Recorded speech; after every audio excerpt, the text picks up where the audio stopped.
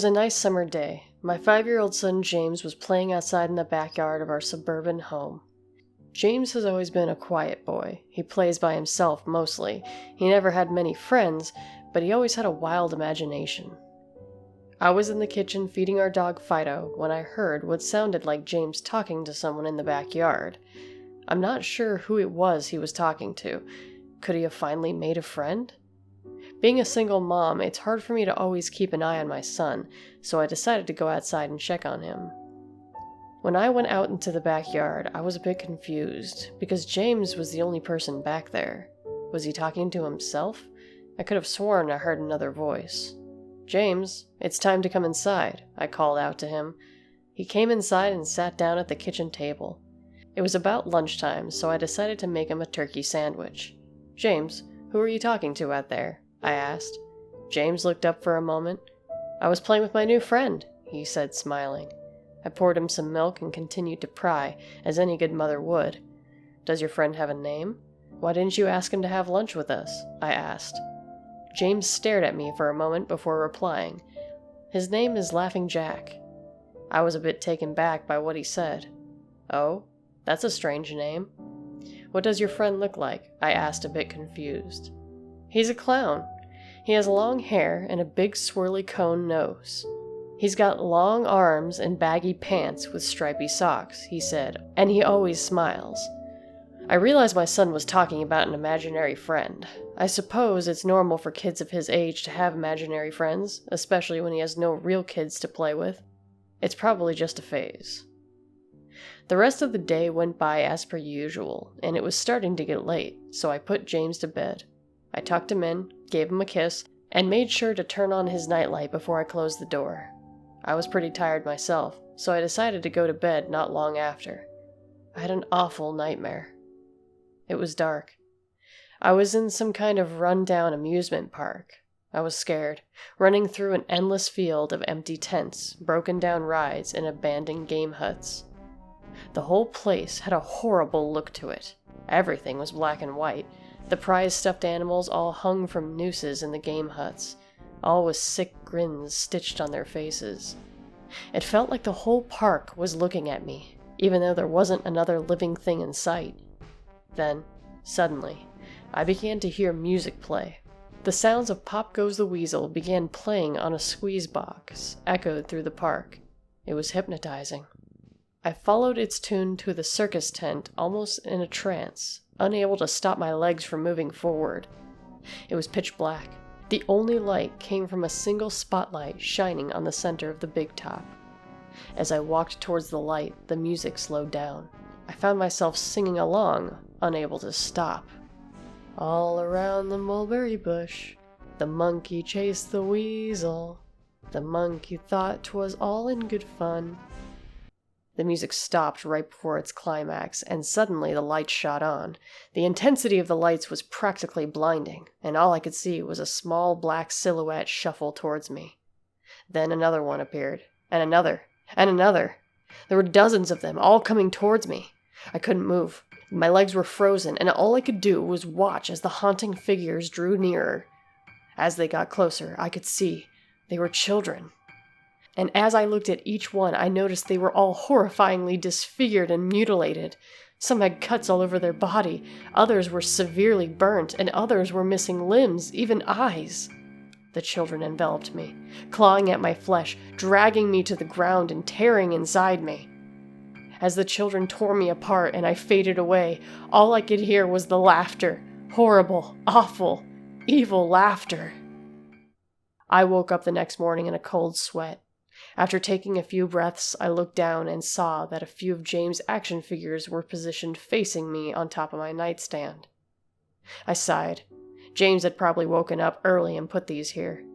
I gathered up the toys and made my way to James' room. However, when I opened the door, James was sound asleep. I just shrugged and placed the toys back into the toy box and headed to the living room. A little while later, James woke up and made his way to breakfast. He was quiet and seemed a bit groggy. Perhaps he didn't sleep well either. I decided to ask him about the toys. "James, honey, did you put the toys in Mommy's room this morning?" His eyes shot up at me for a moment, then quickly glanced back down at his cereal. Laughing Jack did it. I rolled my eyes and responded, "Well, you tell Laughing Jack to keep the toys in your room." James nodded and finished up his breakfast, then decided to go play in the backyard. I went to relax in the living room, and I must have dozed off because I woke up a couple hours later. Shit, I need to check on James. I was a bit worried. It had been over 2 hours and I hadn't checked on him. I stepped out into the backyard, but James wasn't there anymore. I was getting nervous, so I called out to him. "James! James, where are you?" Just then, I heard a giggle come from the front yard. I rushed through the gate around to the front of the house. James was sitting on the sidewalk. I breathed a sigh of relief and walked over to him. "James, how many times do I have to tell you to stay in the backyard?" "James, what are you eating?" James looked up at me, then reached into his pocket and pulled out a handful of hard candies in all colors. This made me very nervous. "James, who gave you that candy?" James just stared at me, not speaking. "James, please tell Mommy where you got that candy." James hung his head and said, "Laughing Jack gave it to me." My heart sank. I kneeled down and looked at him in the eyes. "James, I've had enough of this damn Laughing Jack thing. He's not real. Now this is a very serious situation and I need to know who gave you the candy." I could see my son's eyes tearing up. "But Mama, Laughing Jack did give me the candy." I closed my eyes and took a deep breath.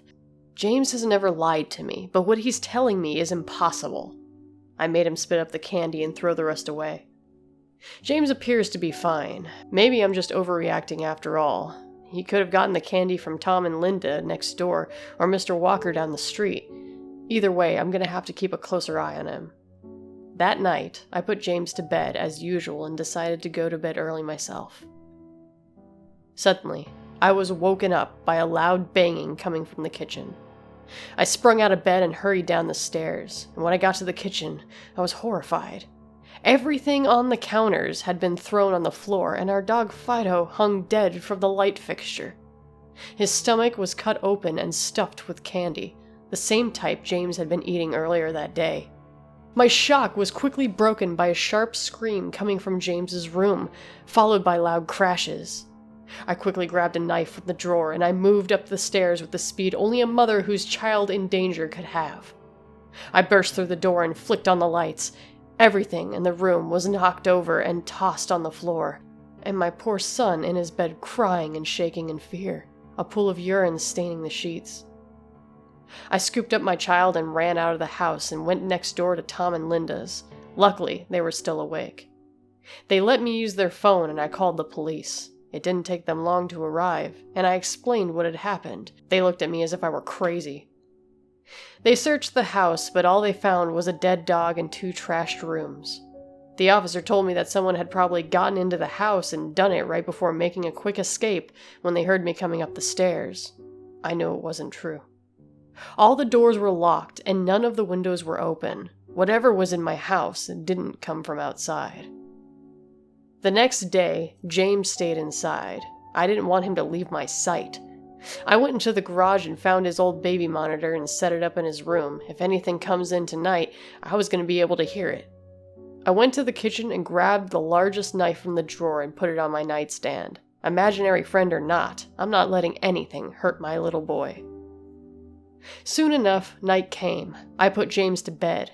He was afraid, but I promised him I wasn't going to let anything happen to him.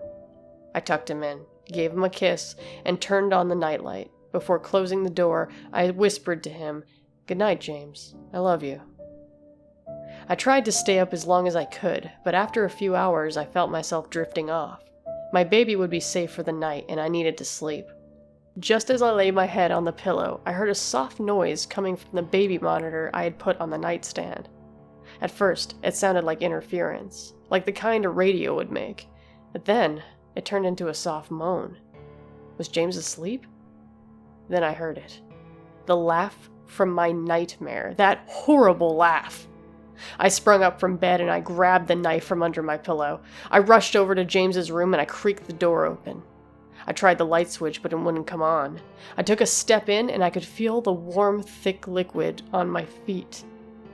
Suddenly, James' nightlight came on, and I could see the absolute horror that laid out in front of me.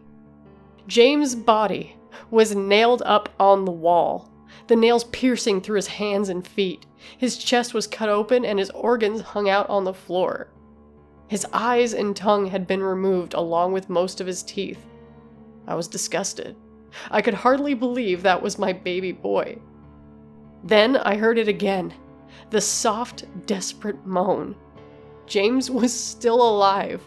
My baby, my poor boy, in so much pain, barely clinging to life. I ran across the room and vomited on the floor, but my sickness was interrupted by a horrible cackle coming from behind me. I spun around while wiping bile from my mouth. Then out of the shadows emerged the fiend responsible for all the horror, Laughing Jack.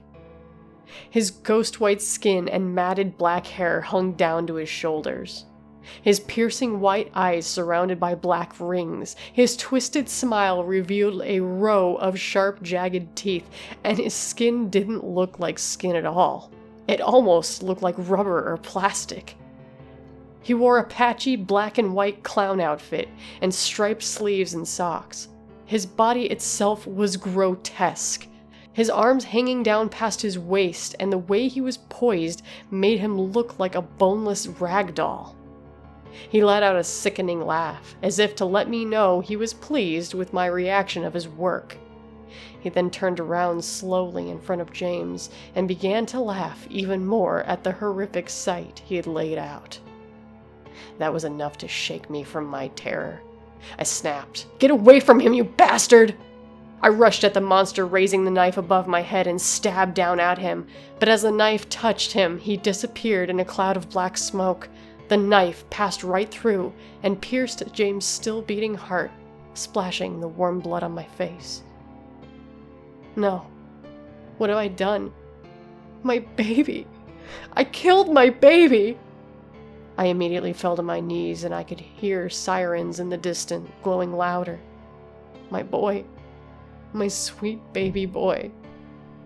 I promised Mommy would protect you, but I failed. I'm sorry, James. I'm sorry. Police soon arrived to find me in front of my son, still wielding the knife covered in my baby's blood. The trial was short. Insanity. I was placed in the Phyropolis House of the Criminally Insane, where I have been for the last 2 months. It's not so bad here. The only reason I'm awake right now is because someone's playing Pop Goes the Weasel outside my window. I'll talk to the orderlies about it in the morning.